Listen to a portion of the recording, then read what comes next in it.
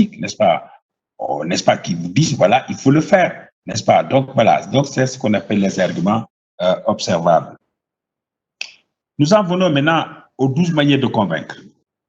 Dale Carnegie, qui est un Américain, qui a fait beaucoup d'ouvrages, n'est-ce pas? C'est vraiment un auteur remarquable, un éminent penseur du domaine du leadership et du management.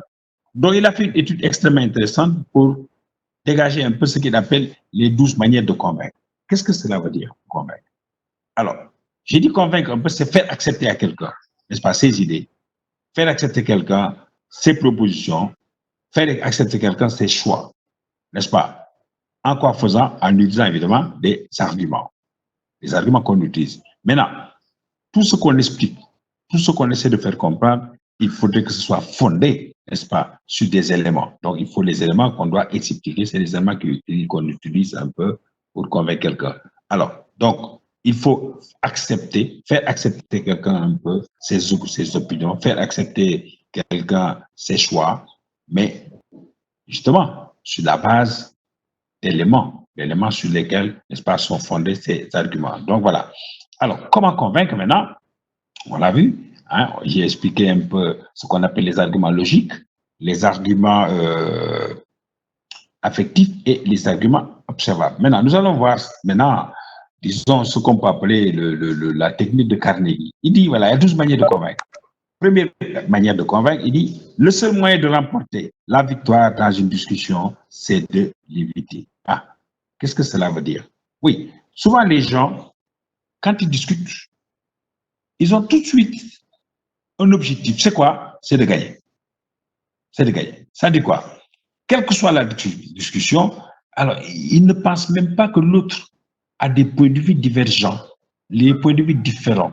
Non, ils vont essayer de forcer l'autre à accepter ses arguments. Donc, il faut éviter, n'est-ce pas, de penser un peu à la victoire. C'est-à-dire, éviter à se dire, coûte que coûte, je dois persuader la personne. Coûte que coûte, je vais persuader la personne. La persuasion, c'est une technique, n'est-ce pas? Oui, c'est une interaction entre les individus. Ce qui est important, c'est les arguments. Maintenant, on ne doit pas obliger la personne à accepter, mais on va lui présenter les arguments, on va développer les arguments. On ne va pas tenir coûte que coûte à gagner la discussion. C'est un peu cela qu'on veut dire. Deuxième élément, respecter les opinions de l'adversaire. Ne lui dites jamais qu'il a tort. Oui, vous savez, nous sommes tous hérissés d'orgueil. Ça, c'est notre nature, c'est la nature de l'homme. C'est pour ça qu'on parle de dignité humaine. C'est pour cela qu'on parle même d'indélicatesse, n'est-ce pas, de délicatesse. Mais ça veut dire quoi? Alors, ça veut dire qu'aujourd'hui, dans les discussions que nous faisons souvent, il faut qu'on fasse attention. Et d'ailleurs, c'est une mauvaise habitude que nous avons souvent, hein. Quand on discute souvent, on a tendance à manquer de respect aux gens. C'est comme si on faisait des pressions sur des personnes. C'est comme aussi si, oui, on montrait qu'on domine la discussion en disant à l'autre, non, tu as tort, c'est pas vrai, c'est pas comme ça, c'est pas comme ça qu'il faut dire, tu ne sais rien. Voilà, non, c'est ça qu'il faut éviter. Justement, dans la discussion, si vous voulez convaincre quelqu'un, il faut respecter ses opinions. Ah oui, vous avez dit ça, vous avez raison, hein, c'est possible que ce soit ça. Mais en tout cas, pour moi, je pense que c'est tout à fait le contraire. Voilà, acceptez-le, c'est votre point de vue, hein. Vous discutez avec quelqu'un qui dit, ah, oui, c'est votre point de vue, j'accepte votre point de vue. Hein. Mais en tout cas, moi, voilà comment je le fais. Mais alors, si quelqu'un donne un point de vue, dit, ah non, non, c'est pas comme ça marche pas, vous n'avez rien compris, non. Ça, vous n'allez jamais le convaincre parce que la personne va se redresser. Elle va se dresser contre vous et ça ne passera pas. Alors, troisième élément, quelques difficultés avec la machine. Alors, si vous avez tort, admettez-le promptement et de bon cœur. Oui, il arrive souvent que les gens discutent et font des erreurs. Là, vous dites, voilà, oui, la personne qui a été contaminée, n'est-ce pas, par cas communautaire comme on dit, habite telle ville, comme ça. Mais en le disant, vous vous êtes trompé. C'est peut-être une autre ville.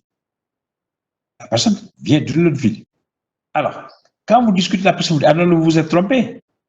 C'est pas ce qui a été dit dans le, disons, C'est parce que dans le communiqué du ministère, le communiqué a dit, attends, la personne contaminée est bien de village X. Et vous, vous avez dit que c'est bien, enfin, de la ville X. Et vous avez dit que la personne est de la ville Y.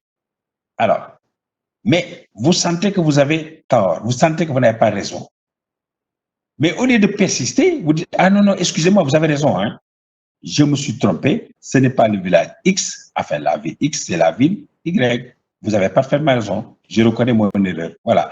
Et j'ai beaucoup admiré avant-hier le président Macron, je l'ai vu, je crois, dans une cérémonie, quelque part, je crois. Alors, voilà, il était en train de visiter un hôpital. Alors là, il en a eu, hein. Il en a eu, hein. Il a eu quand même beaucoup de discrimination. Les gens lui ont même plié dessus, hein. Alors, bon, mais quand les gens ont parlé du système défectueux, enfin, caractère défectueux du système de santé, il a reconnu. Il a dit oui, je reconnais mon erreur.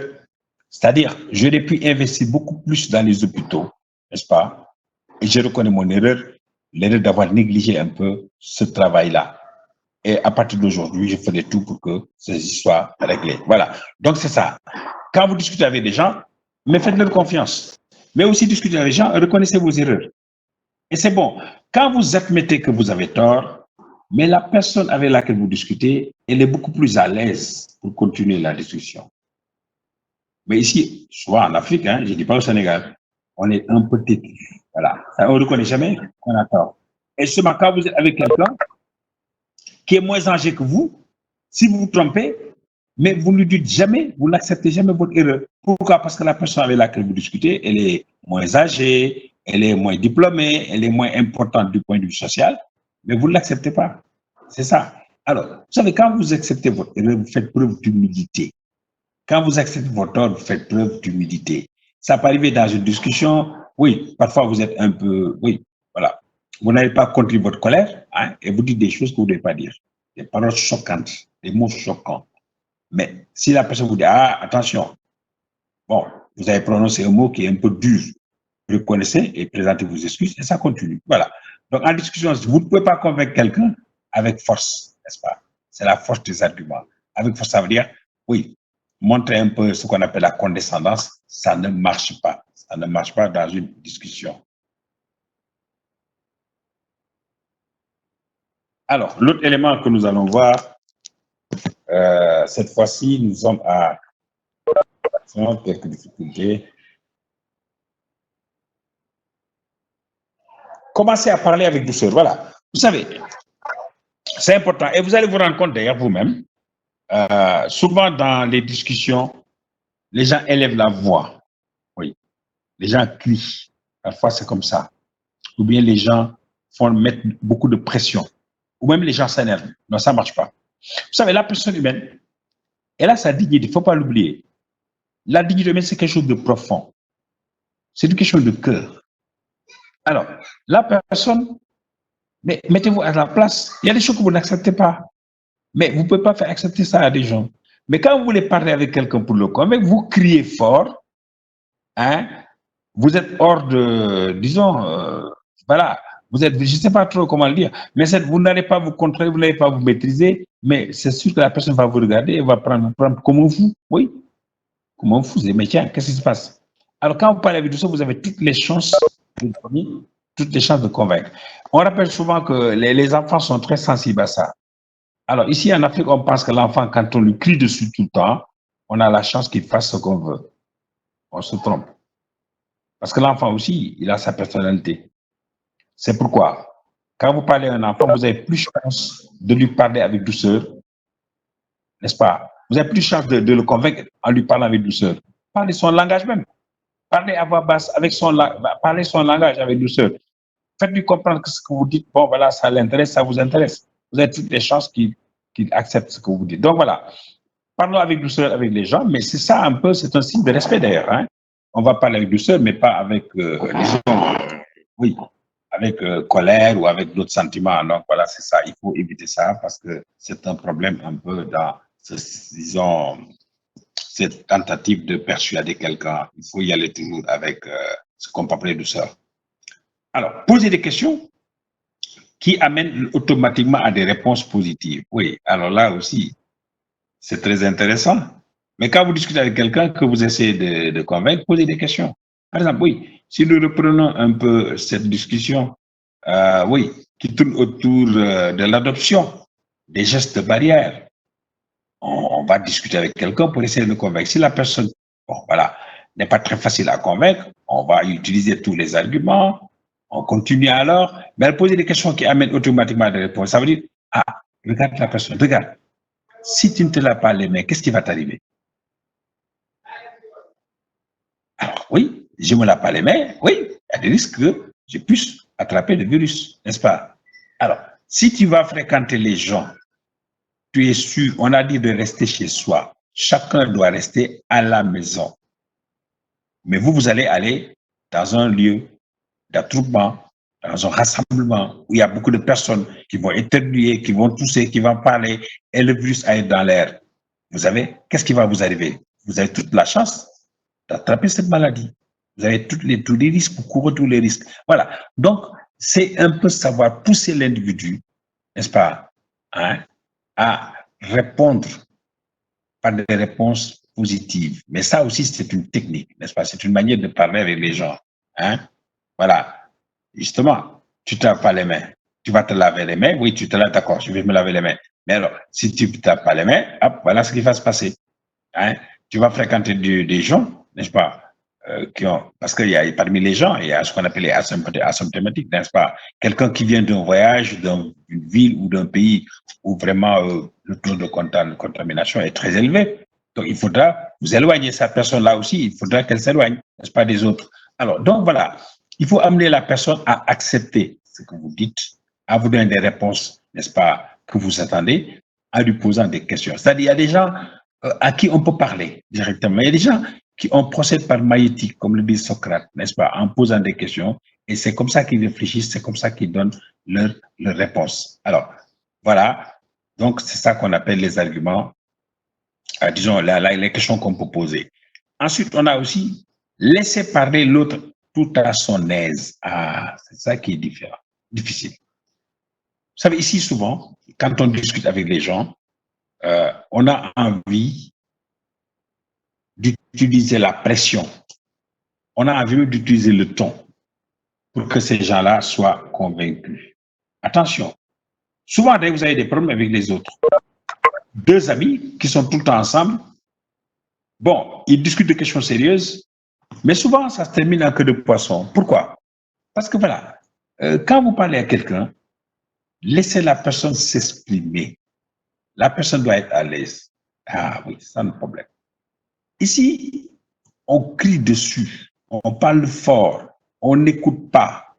Tout ce que la personne dit, on démonte, sans même argumenter. Hein, on n'argumente pas. Non, non, c'est pas vrai. Non, c'est faux. Non, c'est pas voilà. La personne, vous commencez, vous coupez la personne, vous allez l'interrompre. Ça ne marche pas.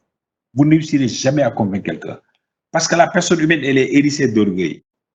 Elle est hérissée d'orgueil. C'est-à-dire, parlez à la personne avec douceur, mais écoutez beaucoup plus la personne. Voilà. Parce que la personne, il faut qu'elle dise, il faut qu'elle se sente à l'aise, qu'elle parle, qu'elle dise pourquoi elle n'est pas d'accord avec votre proposition.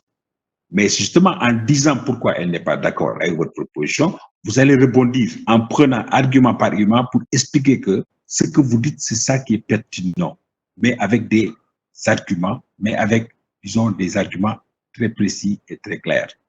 Chaque fois que la personne donne son avis, elle exprime des préoccupations. Mais justement, c'est sur la base des préoccupations exprimées que vous allez faire vos explications, que vous allez argumenter pour qu'elle accepte justement cela. Voilà. Donc, ce n'est pas un refus catégorique systématique souvent, hein, mais c'est pourquoi la personne, elle ne refuse pas pour le simple plaisir de refuser, mais elle refuse parce que véritablement, oui, elle a des préoccupations. Elle a donc ce qu'on appelle des réserves. Mais c'est à vous de rassurer la personne. Donc, laissez la personne parler. Une personne que vous essayez de convaincre, si vous ne lui donnez pas la chance de s'exprimer, elle ne va pas être d'accord. La meilleure façon, n'est-ce pas, de convaincre quelqu'un, justement, c'est d'admettre, de laisser le temps à cette personne, n'est-ce pas, de laisser le temps à cette personne pour que cette personne développe sa pensée, pour que cette personne dise pourquoi elle n'est pas d'accord. Au Sénégal, Parfois, quand vous regardez la télé, vous suivez les débats, vous avez des problèmes. Oui, parce que chacun essaie de parler fort, d'utiliser tout le temps des autres pour essayer. Alors, finalement, ça pose problème. Mais là, les gens ne sont pas à l'aise. Ils vous écoutent, mais ils ne seront jamais d'accord avec vous. Ouais. Parce que l'homme est libre, hein, par nature. L'homme est libre par nature. Donc voilà, si vous essayez d'imposer, n'est-ce pas, par du bavardage inutile, si vous essayez d'imposer, n'est-ce pas, en tapant sur les mots, vraiment, oui, oui, mais c'est vrai, les personnes, vous ne leur donnez pas la chance de parler, la personne, elle décroche, c'est ça le décrochage. Elle ne vous suit plus, elle vous laisse parler, mais voilà, quand vous terminez, elle est toujours disons, au point original et ça ne bouge pas. Donc voilà, il faut donc laisser les gens parler, mettre les gens à l'aise. Oui, c'est pourquoi dans les techniques de discussion, d'ailleurs, bon, on pourra peut-être le voir dans un autre cours, on dit qu'il faut toujours libérer la parole, laisser les gens parler, si vous voulez les convaincre. Mettez-les à l'aise. Même parfois, donnez-leur l'impression qu'ils ont raison. C'est très bon. Ah oui, vous avez raison. Oui, oui, c'est vrai. Hein? Oui, oui, c'est bon. Hochez la tête, faites des hochements de tête. Suivez la personne du regard, n'est-ce pas? Souriez parfois. Hein?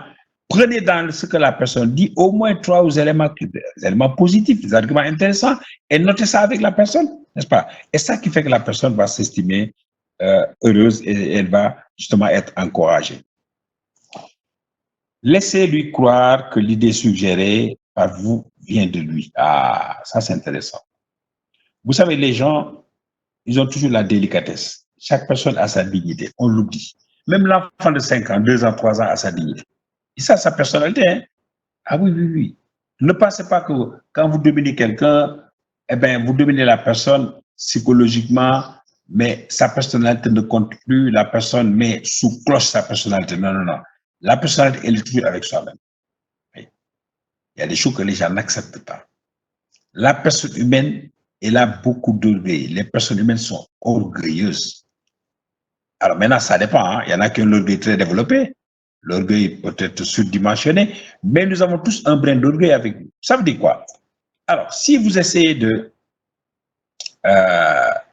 discuter avec une personne, mais mieux vaut, dans toutes les circonstances, lui faire croire que l'idée que vous lui proposez vient d'elle-même. Ah oui, oui. Laissez croire que l'idée que vous suggérez, n'est-ce pas, vient d'elle-même. Oui, on dira, mais oui, tu as toujours souhaité être un bon journaliste, n'est-ce pas? Hein? Moi, je suis en train de donner des conseils seulement, mais c'est toi qui as pris l'option d'être journaliste. Hein? Voilà. Ou bien, oui, tu as toujours souhaité d'être, disons, oui, l'un des meilleurs. Voilà. Mais justement, c'est parce que tu as souhaité cela que nous sommes en train de faire de telle sorte que cela puisse arriver.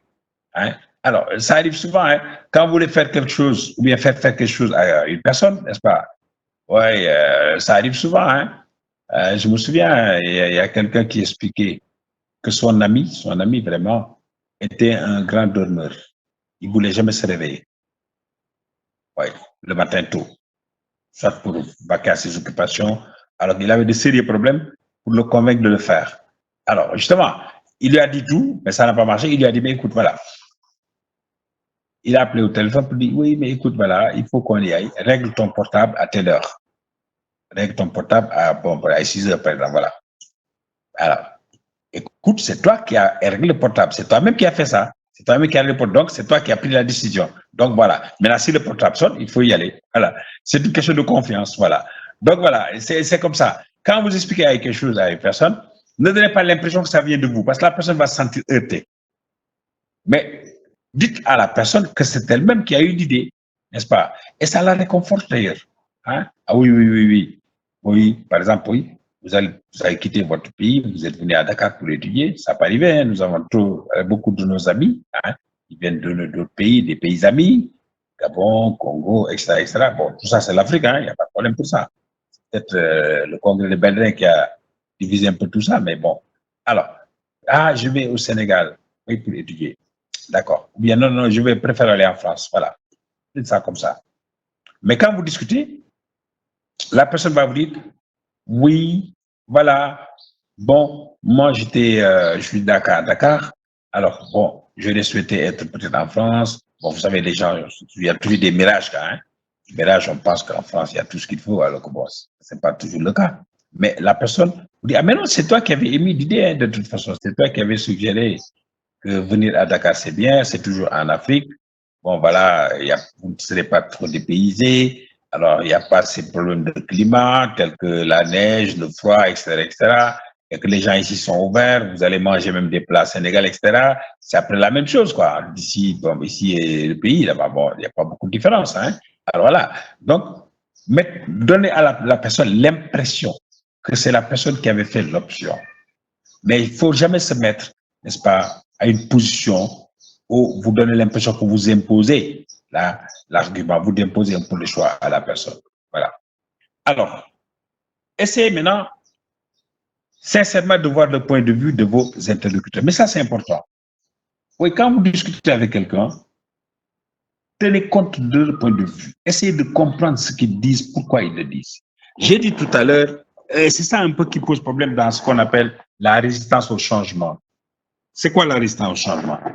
Il arrive souvent que dans une discussion, les gens ne comprennent pas ce que leur interlocuteur est en train de faire comprendre. Mais si vous ne comprenez pas ce que la personne dit, vous n'avez pas beaucoup de chances de pouvoir donner la bonne réponse.